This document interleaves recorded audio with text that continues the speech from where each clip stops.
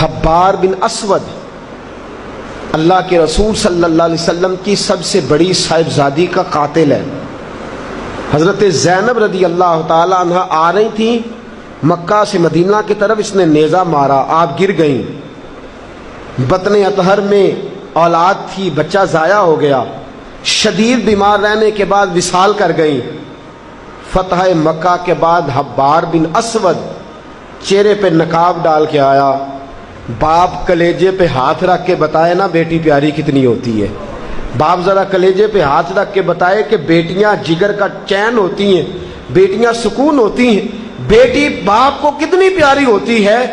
بیٹی کا قاتل سامنے کھڑا ہو گیا، چہرے پہ نقاب ڈالا ہے، کہتا یا رسول اللہ صلی اللہ علیہ وسلم بہت بڑا دشمن بھی آ جائے تو آپ معاف کر دیتے ہیں؟ جاگ رہے ہیں آپ لوگ؟ فرمایا بہت بڑا دشمن بھی آ جائے تو معاف کر دیتے ہیں؟ حضور نے فرمایا حبار چہرے سے نقاب ہٹا، بیٹیاں بھولا نہیں کرتی، تو کلمہ پڑھ میں تجھے بھی معاف کرنے کو تیار ہوں۔ فرمایا ہٹا چہرے سے نقاب، کبھی بیٹیاں بھی کسی کو بھولی ہے لیکن تو کلمہ پڑھ صحیح، میں تجھے بھی معاف کرنے کو تیار ہوں۔ اگر اتنا بڑا قاتل معاف ہو سکتا ہے تو چچا کیوں نہیں معاف ہو سکتا؟ تائے کو معافی کیوں نہیں مل سکتی؟ ماما جی کو معافی کیوں نہیں مل سکتی؟ سسر کے ساتھ سلوک کیوں نہیں ہو سکتا؟ آپ اپنے برادر نسبتی کے ساتھ محبت کیوں نہیں کر سکتے؟ کیوں ان ساری محبتوں کو فروغ دیا کیوں نہیں جا سکتا؟ اگر قاتل کے ساتھ ظالم کے ساتھ صلح ہو سکتی ہے، اگر ابو جہل کا بیٹا اکرما کلمہ پڑھنے آئے اور میرے رسول منبر پہ کھڑے ہو کے استقبال فرمائیں اور صحابہ کہیں یا رسول اللہ وہ تو کافر اور دشمن کا بیٹا ہے، فرمایا پہلے دشمن کا بیٹا تھا، آج تو مومن بن کے کلمہ پڑھنے آیا۔ وہ پہلے کی بات ہے، استقبال کیا جا رہا ہے۔ عزیز دوستو، تیسری بات یہ ہے کہ معاف کریں، اور چوتھی بات یہ ہے جب کوئی معافی مانگنے آ جائے نا پھر اس کو معاف بھی کر دیں۔ جڑے گا معاملہ تب بھی، معافی دیں بھی اور معاف جی، بڑا مشکل معاملہ ہے۔ لڑائی ہو گئی، جھگڑا ہو گیا، اچھا پہلے کئی دفعہ سلام لے لیتے ہیں، ہمارا ماحول بڑا جی، پہلے سلام دعا ہو جاتی ہے، لیکن بیٹے کی شادی کا کارڈ بھیج دیا تو کارڈ واپس کر دیا، میں نے منگنی تو نہیں سدیا تو میں نہیں آؤں۔ واہ جی واہ، بھائی منگنی پہ آپ کا آنا کچھ ضروری تھوڑا تھا، جب گھر والے کا دل کرے بلائے۔ پھر وہ ساری برادری کو لے کے دروازے پہ گیا، پر پھوپھی کہتی ہے میں آتی ہی نہیں، ماما جی کہتے ہیں تو جو مرضی کر لے، یہی تو موقع آیا ہے۔ حدیث سناؤں، اتنے سخت لفظ، اتنے سخت، رحمت للعالمین رسول اتنے ناراض نظر آتے ہیں۔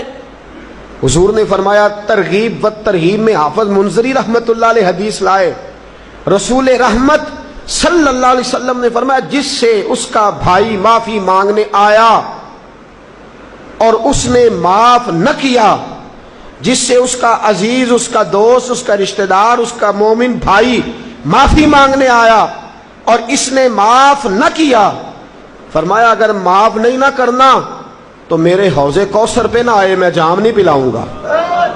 حوض کوثر پہ بالکل نہ آئے، مجھ سے جام کا مطالبہ نہ کرے، سخت گرمی کے ماحول میں میں نہیں جام پلاتا، اگر مجھ سے جام لینا ہے میرے ہاتھوں سے تو جب بھی کوئی معافی مانگنے آئے فوراً معاف کر دیا کرو، جب بھی کوئی۔ اور معافی بندے کے لیے نہیں دینی، اللہ کی رضا کے لیے دے دی۔ بندے میں تو کوتاہیاں موجود رہیں گی، بندے میں تو غلطیاں موجود رہیں گی۔ آج اختلافات ہیں رشتہ داروں میں، اتنے اختلافات کے سال فوتگی ہو گئی، ایک شخص فوت ہو گیا جو کسی کا نانا ہے، کسی کا نانا لگتا ہے، کسی کا دادا لگتا ہے، کسی کا ماما لگتا ہے، کسی کا چچا لگتا ہے، کسی کا پھپھا لگتا ہے، لیکن لڑائیاں ہی بڑی ہیں۔ بیچارہ فوت بھی ہو گیا، انتقال ہی کر گیا، اب بھی جناب آتے ہیں تو سیدھے جنازہ گاہ، اس کے لیے نہیں، لوگوں کو دکھانے کے لیے۔ جنازہ گاہ آئے، جنازہ پڑھا اور لوٹ گئے۔ بھئی اتنی نفرت کے مرنے والا مار ہی گیا ہے اور ہم ابھی تک درگزر کرنے کو تیار نہیں۔